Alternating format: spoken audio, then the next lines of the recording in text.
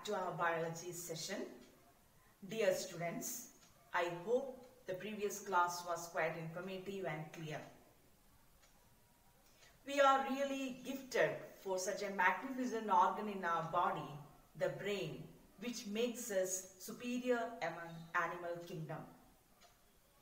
In this class, we are going to discuss about one of the best companion of our brain, the spinal cord, and a small topic related to that, reflex action. So let's study the structure of spinal cord. First of all, location. Where our spinal cord is located? It is located inside the vertebral column. The spinal cord is long, thin, tubular structure made up of nervous tissue which extends from the medulla oblongata to the lumbar region of vertebral column. As you have studied in your 9th standard, vertebral column is made up of 33 bones, and the last 5 sets of bones are known as lumbar bones. The length of the vertebral column is around 71 centimeter, but the spinal cord is not extended till the end of the vertebral column. It extends only up to 45 centimeter in men and 43 centimeter in women. So it is up to the second lumbar bone. So the location of the spinal cord is in the lumbar region, which is commonly known as lower back. Is it clear? The vertebral column is also known as the backbone of our body. It is also known as spine, which is the part of the axial skeletal system. Now let's see the protective structures of vertebral column. Similar to the brain, here also 3 protective structure by the spinal cord. In the figure you can clearly see the meninges, which is made up of 3 layers: pia mater, arachnoid mater and dura mater, altogether known as spinal meninges. Then a bony protection provided with the help of vertebral column, that you can see here, the vertebral column. Then of course the fluid protection provided with the help of CSF. So 3 protective structures for vertebral column. Now let's see some more peculiarities of the spinal cord. There is a hole in the middle called central canal. It is the center of spinal cord filled with CSF. In the spinal cord, the white matter is seen outside and grey matter is seen inside. Altogether, there are 31 pairs of spinal nerves. A single spinal nerve is made up of 2 parts, dorsal root as well as ventral root. The dorsal root carries sensory impulses towards the spinal cord. So all the messages from the sense organs are carried towards the spinal cord with the help of dorsal root. Then ventral root carry motor impulses away from the spinal cord. So the commands from the spinal cord are carried by ventral root to different parts of our body. Impulses from the different parts of the body are transmitted to and from the brain through the spinal cord.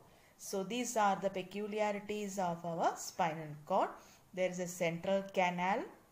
Outside is white and inside is grey. There are 31 pairs of spinal nerve. A single spinal nerve is made up of dorsal root and ventral root. Dorsal always carries impulses towards the spinal cord and ventral always carry impulses away from the spinal cord. They actually helps in communicating the brain and various parts of the body by carrying impulses. Now let's see the function of the spinal cord. They coordinates the repeated movements during walking, running, etc. So all the repeated movements are done with the help of spinal cord. Here you can see the components of spinal nerve in the form of an equation. A single spinal nerve is formed of dorsal root and ventral root. The dorsal carry the sensory impulses, whereas the ventral carry motor impulses. Altogether 31 pairs of spinal nerves in our body. This is a cross section showing the spinal cord. Here you can see the central canal, the grey matter inside and the white matter outside. Then two roots are there, dorsal as well as ventral. Both are together known as the spinal nerve. Here you can see the joint. So that means the two roots join to form this spinal nerve. Now let's see some facts related to first aid while doing the first aid for spinal injury. So what all things we have to keep in mind while doing the first aid for spinal injury. So soon after the accident, if there is some injury in relation with the central nervous system or spinal cord, we have to keep the person still. Minimize the movements and allow the person to lie in a still position. Prevent the movement of head by placing a heavy towel on both sides of the neck. In the first picture and in the last picture, you can see how the neck is held tightly without any movement by keeping some barriers in and around the head and neck region. Here also you can see the neck is not allowed to do any movement by keeping some barriers near the neck region. Why? Because neck has got a connection with the spinal cord. So the head and spinal cord is connected at the neck region. So make sure that the body of the victim is not bent or twist without moving the neck or head region. So all these activities prevent further injury to spinal cord.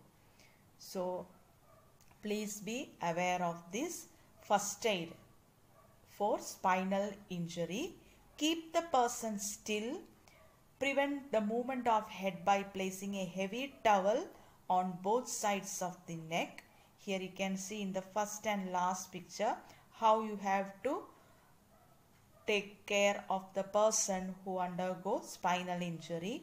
Keep some towels near the neck region in order to prevent the movement of head and neck. In the first picture also you can see the same thing. All these will prevent the further injury to spinal cord. So do not bend or twist the victim's body. All these will prevent further injury to spinal cord. Now moving to the next topic, reflex action. Do you ever think how our body responds to spontaneous actions? How we are able to respond very quickly? The accidental and involuntary responses towards stimuli are called reflex action. See, accidental and involuntary, that means it is unconscious action. Within a fraction of a second, our body will defend or show response. So it is accidental and at the same time involuntary responses. So which means unconscious action. So this type of actions are called reflex action. It is actually a mechanism to protect our body from danger. So our body show reflex action in order to protect us from dangerous situation. The pathway of reflexes or reflex action is called reflex arc. So the pathway of impulses in the reflex action is called reflex arc. Usually we use the term flow chart, but here we are using a separate term called reflex arc. Based on the center of control, who will control the reflex action? The reflexes are of two types, cerebral reflexes and spinal reflexes. The The cerebral reflexes are under the control of brain, whereas spinal reflexes are under the control of spinal cord. Now let's look the difference between cranial and spinal reflexes. Cerebral and cranial reflexes are same. The term itself indicates the relation with the brain. So cerebral reflexes, they are controlled by brain, takes place in the head region, and cranial nerves are involved in this action. Whereas in spinal reflexes is controlled by spinal cord, takes place in the rest of the body, and the spinal nerves are involved in the actions. Now let's see how the reflex action happen in our body. So you have to study in a sequence in order to memorize the pathway in the right order. First of all, there will be a stimulus. So always the stimulus begin the or gave the spark for the reaction. So stimulus is the first term. Who received the stimulus? Yes, receptor. So whole body has certain receptors who receive the stimulus. So here the stimulus is a flame of the candle. That means the hotness of the candle flame. And who received the stimulus here? Yes, the skin of the finger. So here the finger has, the skin of the finger have the receptor which receive the stimulus. Once it receives the stimulus, it is known as impulse. Impulse. So the receptor generate the impulse that is carried to the next part of the body, that is sensory neuron. So here you can see it is received by the sensory neuron. The sensory neuron carry this impulse to interneuron, that is in the spinal cord. From the interneuron, they are carried to the motor neuron. Motor neuron means the neurons that gets connected with this muscle of the hand, and they give the command for the muscle to withdraw. So the related muscle will show withdrawal action. So I repeat, first of all, stimulus received by the receptor which generate the impulse. As a result, sensory neuron gets stimulated and they carry the impulse to spinal cord. So through this pathway they carry the impulse to spinal cord. In the spinal cord there is a structure called interneuron. This neuron that connects the sensory neuron and motor neuron, they also generate quick response according to the sensory impulse. That part is very, very important. Generate quick responses. Within a fraction of second, they generate the impulse so that the motor neuron get the signal and they carry the information from spinal cord to the related muscle. So here the spinal cord take the decision and they gave the command to the motor neuron. As a result, motor neuron give command to the muscle to show withdrawal action. In this way, our hand will withdraw. The fingertip will be withdrawn away from the hotness of the object. So receptor, sensory neuron, interneuron, motor neuron, and finally the related muscle. So here the stimulus is received by the receptor and the response is shown by the related muscle. Okay. This can be summarized in the form of a flow chart, that is the reflex arc. Stimulus received by a receptor carried to sensory neuron, to interneuron, motor neuron, and finally the action is shown by the related muscle. Now, classification of reflex based on experience. Based on experience, there are two types of reflexes, conditional reflexes and unconditional reflexes. Now, let's check out the major difference between the conditional and unconditional. In conditional reflexes, it is acquired through life, that is through learning experience. Several times trial and error, we are learning certain reflexes. The best example is applying sudden brake during driving. Only the experienced driver can do the actions in the right moment. So sudden brake can be applied with the help of experience driving. So conditional reflex means those reflexes which are acquired during our lifetime through certain learning experiences. So acquired during life may be established or abolished. Abolished means maybe vanished from our action. They are not same in all individuals depending on the lifestyle, the routine, etc. It may vary in individuals. These have to be learned by organism. It's actually a learning process. Example, standing in attention when you hear national anthem. If you have the habit, if you have strictly practiced, when you hear the national anthem, suddenly you will show the tendency to stand erect. Next is unconditional reflex. These are inborn or inherited reflex. No one has taught us to do what to do in a particular situation. For example, when you observe small children, even discarding the warning of the parents, they are very curious in touching the candle flame. Once they touch the candle flame, there is no need of any experience of learning. Suddenly they withdraw their hand. So how this happen?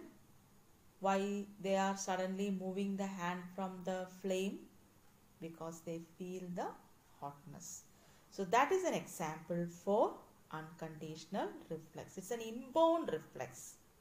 No one has taught us how to do the response. So it's a stable and constant responses or reflexes. They are present in all individuals and are basically the same. They are inherited, shown from the birth. Example, withdrawing the hand when you touch the fire. Another example is blinking of eyes when some flies or some obstacles fall on your eyes. So there itself show the inborn reflexes. So reflexes are of two types, conditional as well as unconditional. Conditional means through experience we are acquiring such reflexes. But unconditional means by birth or innate or inborn or inherited experiences. Unconditional means inborn or inherited reflexes. Now let's see some examples of reflex action. Closing the eyes when bright light falls on the eyes.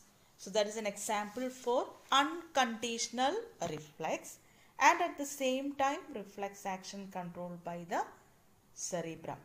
So it is an example for cerebral reflex as well as unconditional reflex. Second one is knee jerk. This is an example for spinal reflex as well as the unconditional reflex. Now what is a knee jerk? Knee jerk means if we tap with a rubber hammer, please see that rubber hammer, not the real hammer, when we tap on the patellar region, that is in the knee region, suddenly we show a tendency to withdraw our leg. So when we tap with a rubber hammer, the impulses generated through the receptors carried by the sensory neuron to the spinal cord, and from the spinal cord the interneuron carry the message to the motor neuron, and motor neuron sends the message or impulse to the muscles in the leg so that our leg show movements. So this is known as knee jerk effect or knee jerk reflex. So without hitting the rubber hammer, when we walk unexpectedly, when our knee hit on table or edges, etc., we also show the similar reflex. So that is known as knee jerk reflex. So that is an example for unconditional as well as spinal reflex. Then withdraw hands when pricked by a pin. They are also unconditional and spinal reflex. Choking stimulates cuff reflex. So something when got to the respiratory tract, we usually show a tendency of choking. That means some sort of suffocation or irritation. Then withdraw hand or leg when it touches a hot object. Then women knitting a sweater while watching TV.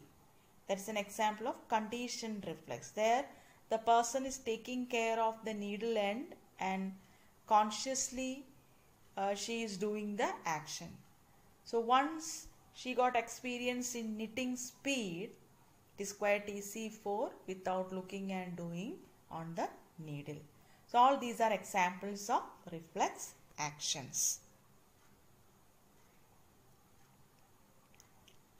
Now let's see one example of cerebral reflex. As I said earlier, cerebral reflexes are controlled by the cerebrum, that is the brain. So when a bright light flashes on the eye, here the bright light is the stimulus, the receptors are situated on the eyes, the sensory nerve carry this message to the brain. The brain sends signals to the motor nerves, and motor nerves give impulses to the effector organ. Effector organ means where the response has to be shown, that is the circular muscles of iris of eye. So muscles in the eye show the responses. What is the response? Pupil shrinks. So the eye shrink when the light flashes. So this is an example of cerebral reflex. I repeat, the bright light is the stimulus received by the receptors in the eye, carried by the sensory nerve to the brain. From the brain, the command is carried by the motor nerve to the eye muscles, and as a result, the pupil shrinks. So response is shrinking of pupil. So when light flashes or in a bright light, we have a tendency to blink our eyes. This is an example. Now let's see how the alcohol affects our reflex activities. Alcohol accelerates GABA. What is GABA? It is a neurotransmitter in our brain. The expansion of GABA is gamma aminobutyric acid. So a neurotransmitter in brain is called GABA, and the alcohol accelerates GABA. Accelerates means speed up. So higher doses of this GABA retards brain action, which in turn weakens the reflex action and prevent making the proper decision at proper time. So very important, when a person consumes alcohol, the neurotransmitter called GABA is accelerated to a great extent. As a result, the brain action will retard. Retard means slow down. Brain get confused by the overproduction of this GABA, and this will weaken our reflex action. The person won't be able to take decision in a proper time, and the decision making gets collapsed. So this is the way in which the alcohol act our reflex. In this way, alcohol adversely affects our reflexes. In this way, alcohol adversely affect our reflexes. So do not drink and drive. You might have seen the posters on the side of the road or near the signals, traffic signals. So don't drink and drive. Why? Because the alcohol badly affect our reflex action. The driver won't be able to take decision in the right time when he drives a vehicle. Students, let's see how to draw the structure of spinal cord in a simple method. For drawing the spinal cord, we are choosing the cross-section mode. Okay. So the cross-section of spinal cord is going to draw here. So let's check out. First you have to draw an M-shaped structure. Okay. First you have to draw the M-shaped structure. Similarly, a constriction in the middle. Here also a constriction in the middle. Bottom also an M-shaped structure. Okay. So you can assume that top an M shape, bottom a W shape, on the both the edges a pinch off shape, that is a constriction, somewhat facing towards each other. Okay. Now we have to draw a central canal in the middle. Central canal in the middle, which is having a shape of a small circle. Then, in order to make it as a double layer, draw two extended lines over here. Then, like this. Is it clear? Then, we have to draw two lines, one on the top of the canal and one on the bottom of the canal. Okay. Now connect it with the outline.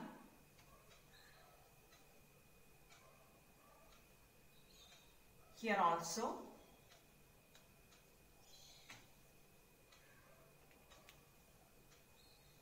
Like this. Okay. So from where we have to draw that part? On the top and bottom of the central canal. Is it clear? Now, we can draw the spinal nerves. For drawing the spinal nerves, consider the same line where we have drawn the central canal. So just facing towards the central canal, two pipe-like structure. Okay. From where you have to draw that, all should be on the same line. That is the proportion. From there, you have to connect it to this part.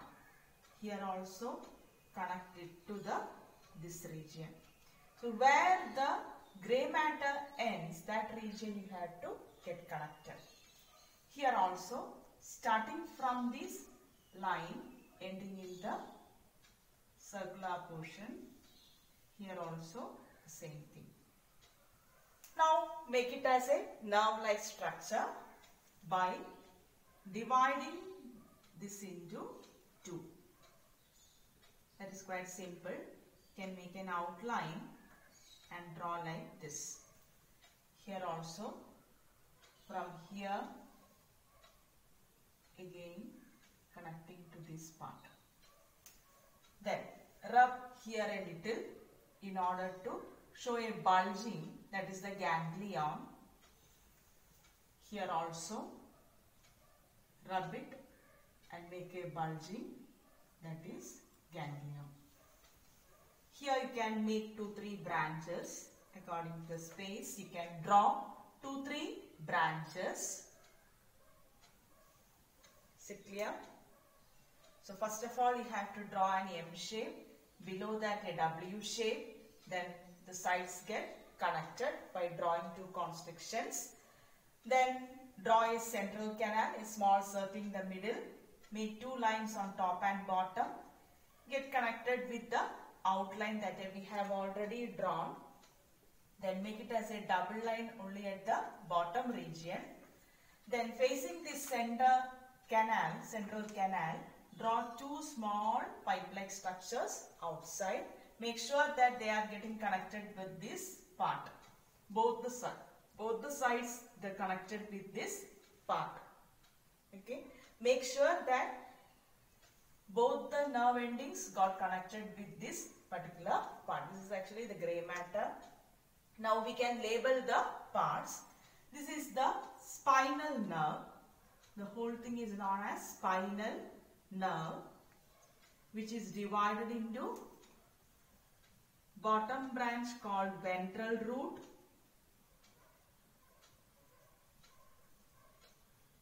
and upper part dorsal root. What is the peculiarity of dorsal root? Carry messages towards the spinal cord. And what is the function of ventral root? Carry impulses away from the spinal cord. Both are together combined to form a spinal nerve. Then we can label the rest of the parts. Here, central canal, the middle part, central canal, then outer white matter,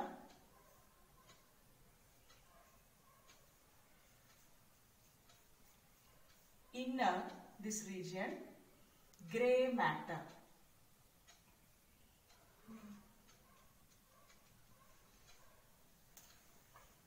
Okay. So these are the major labeling concerned with this structure of spinal cord. So the cross section of spinal cord has the following parts. Outer portion is the white matter. Inside is the gray matter. Here I am going to shade the gray matter in order to differentiate white and gray. This is the gray matter, which is composed of lots of non-myelinated neuron. So outer white matter and inner gray matter, then a central canal through which the cerebrospinal fluid is communicating. Then two roots are there, upper portion dorsal root and the lower one is the ventral root. Both sides you can label, which side is having more space, you can choose that area for labeling the parts. Dorsal is the upper one, ventral is the lower one.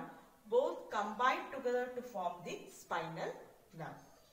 Okay, is it clear, children? Okay. So I hope the session was helpful for you. Thank you.